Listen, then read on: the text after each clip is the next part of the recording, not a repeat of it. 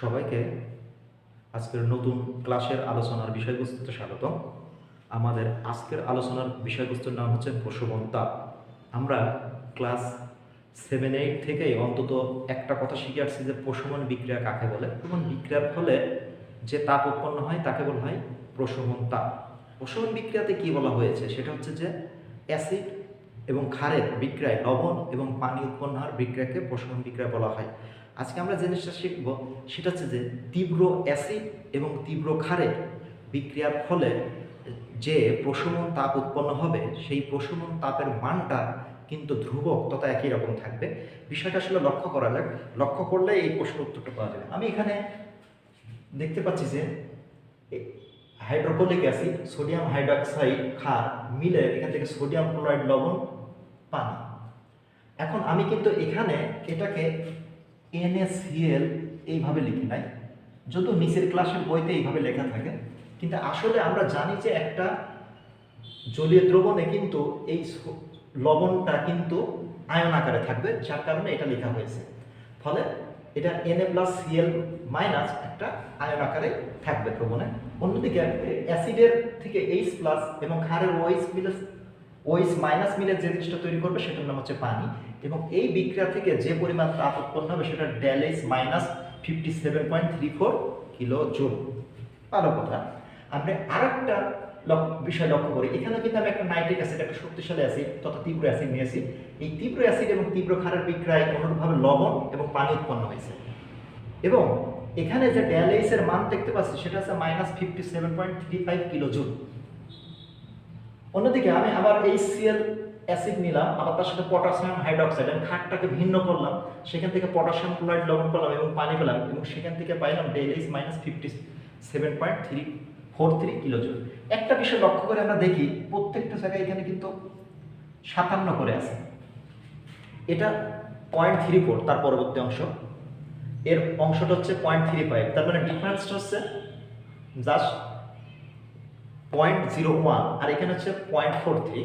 এটা হচ্ছে মোটামুটি 1.1 আমি ডিফারেন্স মনে করলাম। তো সব মিলায়ে এই পয়েন্টের পরে এই মানগুলোর কিন্তু তেমন কোনো ভিন্নতা নেই বললেই চলে, কিন্তু একটা বিষয় লক্ষণীয় যে এই তিনটা ইকুয়েশনের তথা তীব্র অ্যাসিড এবং ক্ষারের বিক্রিয়ার এই মানগুলো 57, সেগুলো কিন্তু একই রকম।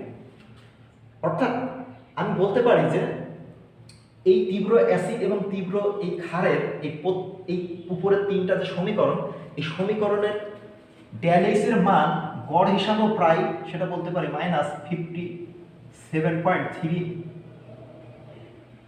Kilo joule. অর্থাৎ আমি অ্যাসিড ভিন্ন ব্যবহার করছি, ক্ষার ভিন্ন ব্যবহার করছি, কিন্তু একই রকম তাদের ক্ষেত্রে আমার ΔH এর মান একই রকম হলো কেন? প্রশ্নটা হচ্ছে একই রকম। যেহেতু ΔH এর মান এই তিনটা ভিন্ন ভিন্ন অ্যাসিড ক্ষারের ক্ষেত্রে, তীব্র অ্যাসিড ক্ষারের ক্ষেত্রে একই রকম হচ্ছে, সেই কারণে আমি এই তিনটা মানটাকে এই তিনটা মানের জন্য এই মানটাকে তথা এই সামগ্রিকভাবে এই মানটাকে এদের জন্য কি বলতে পারে 57.3টাকে ধ্রুব বলতে পারে। অর্থাৎ তীব্র অ্যাসিড এবং তীব্র ক্ষারের বিক্রিয়ায় উৎপন্ন তাপের মান -57.3 কিলো জুল। এখন চলো আমরা বিবেচনা করি কিভাবে আমরা বলতে পারি যে এই তিনটা আলাদা আলাদা ভিন্ন ভিন্ন অ্যাসিড ক্ষারের ΔH এর মান একই রকম থাকলো। এখানে আমরা দেখতে পাচ্ছি যে এখানে লবণটা ভিন্ন ভিন্ন হয়েছে, এটা সোডিয়াম ক্লোরাইড হয়েছে, এটা সোডিয়াম নাইট্রেট হয়েছে, এটা পটাশিয়াম ক্লোরাইড হয়েছে, কিন্তু সব ক্ষেত্রে একটা কমন জিনিস উৎপন্ন হয়েছে, সেটা নাম হচ্ছে পানি। এবং আমি জানি যে একটা তীব্র অ্যাসিড থেকে আছে H+, একটা তীব্র ক্ষার থেকে OH-। এই তীব্র অ্যাসিড থেকে প্রাপ্ত H+ এবং ক্ষার হতে প্রাপ্ত OH-, এরা পরস্পর বিক্রিয়া করে কি উৎপন্ন করে? পানি।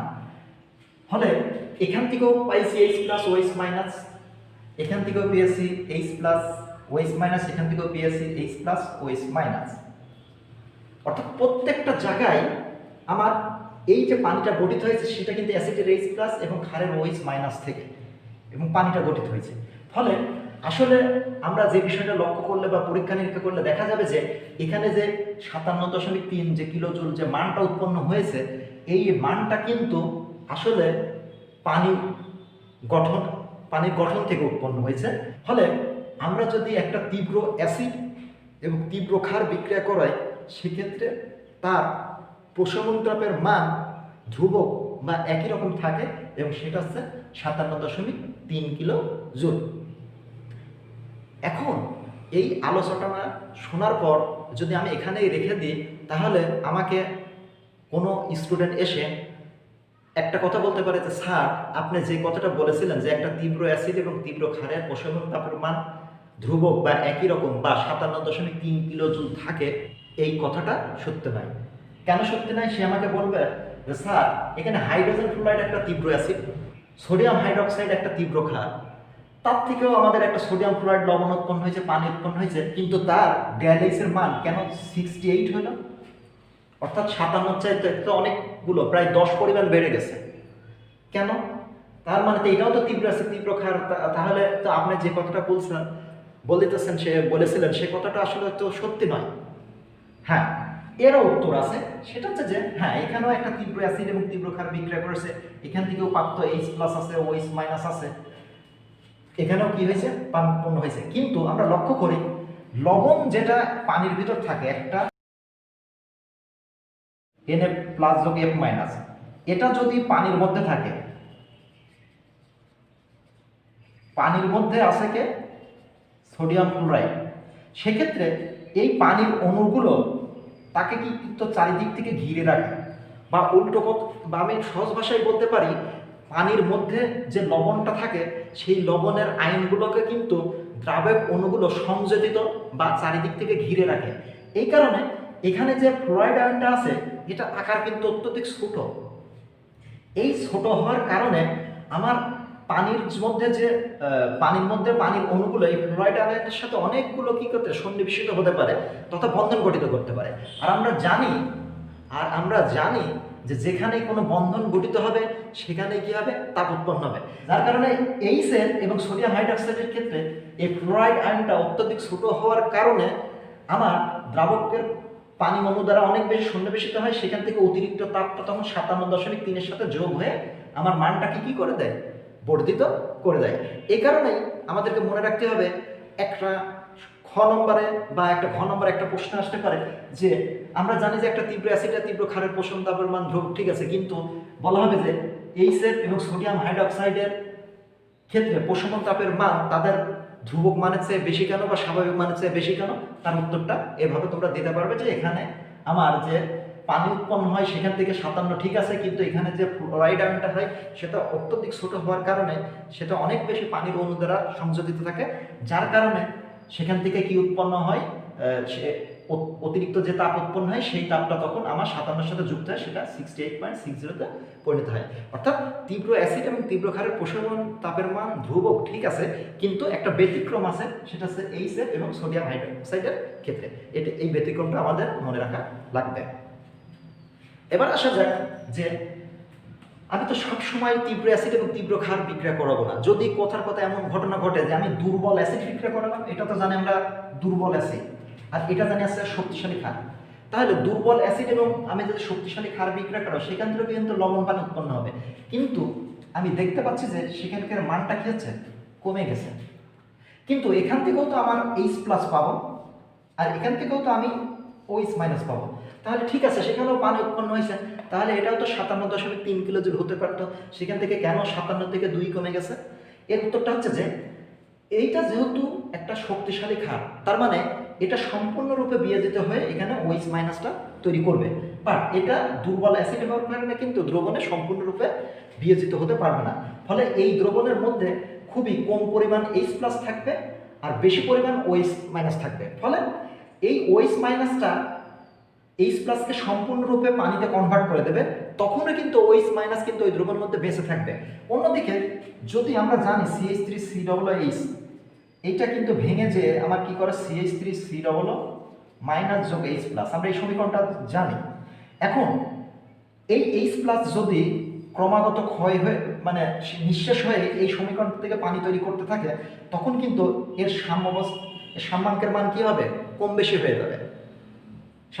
তখন কিন্তু এই সাম্যদ্রব্যের মান মানে বজায় রাখার জন্য নতুন করে কিন্তু আমার অ্যাসিড ভেঙে যায় কি তৈরি করতে হবে, H+টা তৈরি করতে হবে।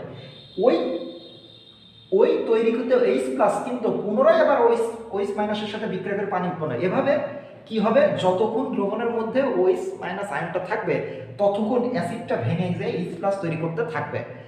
এখন কথা আছে যে আমরা জানি একটা বন্ধন ভাঙতে হলে একটা কি করতে হয়, শক্তি দিতে হয়। সেই শক্তিটা এই অ্যাসিডটা কোথা থেকে পাবে? হ্যাঁ, সেটা হচ্ছে যে এই যে 57.3 কিলো জুল যেটা উৎপন্ন হয়েছিল সেটা থেকে কিন্তু সেই শক্তি কিছুটা কি করবে, কেড়ে নেবে। নিয়ে নেওয়ার কারণেই কিন্তু এখানে 2 পরিমাণ কমে যাবে, এবং 2 পরিমাণ করে যাওয়ার কারণে এই দুর্বল অ্যাসিড ইথানোয়িক অ্যাসিড অর্থাৎ দুর্বল অ্যাসিডটার জন্য এবং সোডিয়াম হাইড্রোক্সাইডের জন্য আমার ড্যালএইচের মান স্বাভাবিক মানের চেয়ে কম হবে। অন্যদিকে আমি আরেকটা বিষয় বিবেচনা করি, যদি এরকম ঘটনা ঘটাতে পারতাম, কেউ আমাকে প্রশ্ন করে বসলো যে স্যার আপনি তো দুর্বল অ্যাসিড বললেন, এখন কথা হচ্ছে যে একটা শক্তিশালী অ্যাসিডই থাকলো আর তার সাথে যদি একটা দুর্বল ক্ষার থাকে, সেক্ষেত্রে আমার কি হবে, সেটা হচ্ছে যে অ্যামোনিয়াম ক্লোরাইড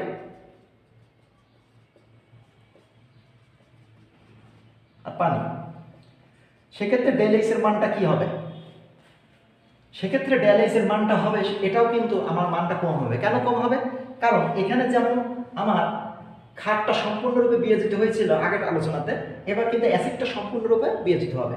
তার কারণে এখানে দ্রবণে প্রচুর পরিমাণে H+ থাকবে এবং সেখানে কম পরিমাণ OH- আয়ন থাকবে। কিন্তু এই অতিরিক্ত H+ OH- এর সাথে বিক্রিয়া করে দ্রবণের মধ্যে আমার OH- আয়নের কি হবে, ঘাটতি তৈরি হবে। এই OH- এর ঘাটতি পূরণের জন্য আমার কি হবে, সেটা হচ্ছে যে তখন কিন্তু এটা কিন্তু অ্যামোনিয়াম হাইড্রোক্সাইডটা ভেঙে যায়, এটা কিন্তু কি হবে, অ্যামোনিয়াম আয়ন তৈরি করবে, আর এটা কি তৈরি করবে, যোগ OH-, যার কারণে এখানে H+ অতিরিক্ত থাকার কারণে এটা অ্যামোনিয়াম হাইড্রোক্সাইড ভাঙতে থাকবে, OH- তৈরি করতে থাকবে। কিন্তু এটা ভাঙার জন্য যে শক্তিটা সেটা হচ্ছে কার থেকে নেবে, সেটা হচ্ছে 57.3 কিলো জুল থেকে নেবে। এভাবে আবার কি হবে যে সেক্ষেত্রেও মানটা আমার 57.3 কিলো জুল থেকে কমে যাবে। তাহলে আমি ফাইনাল ক্যালকুলেশনে কি বলতে পারি, সেটা হচ্ছে যে একটা তীব্র অ্যাসিড এবং তীব্র ক্ষারের প্রশমন তাপের মান একই রকম ধ্রুবক বা 57.3 কিলো জুল থাকে, কিন্তু একটা ক্ষেত্রে ব্যতিক্রম আছে, সেটা হচ্ছে যে হাইড্রোজেন ফ্লোরাইড এবং সোডিয়াম হাইড্রোক্সাইড সবই তীব্র অ্যাসিড তীব্র ক্ষারের ক্ষেত্রে কিন্তু মানটা প্রশমন তাপের মানের চেয়ে বেশি হয়, তার কারণটা কিন্তু বলে দেওয়া হয়েছে। অন্যদিকে যদি আমরা তীব্র অ্যাসিড ক্ষারের মধ্যে অর্থাৎ তীব্র অ্যাসিডের জায়গায় যদি দুর্বল অ্যাসিড নিই আর শক্তিশালী ক্ষার নিলাম, তাও প্রশমন তাপের মান স্বাভাবিক তথা 57.3 চেয়ে কম হবে। অন্যদিকে যদি আমি একটা দুর্বল ক্ষার নিই কিন্তু অ্যাসিডটা শক্তিশালী নিলাম, সেক্ষেত্রেও দেখা যাবে যে আমার প্রশমন তাপের মান 57.3 কিলো জুলের চেয়ে কম হবে তথা ধ্রুবক মানের চেয়ে কম হবে। ক্লাস আমি এ পর্যন্ত শেষ করছি। পরবর্তী ক্লাসে কোনো একটা নতুন বিষয় নিয়ে সবার সাথে আবার আমরা আলোচনা করব। সবাইকে ধন্যবাদ।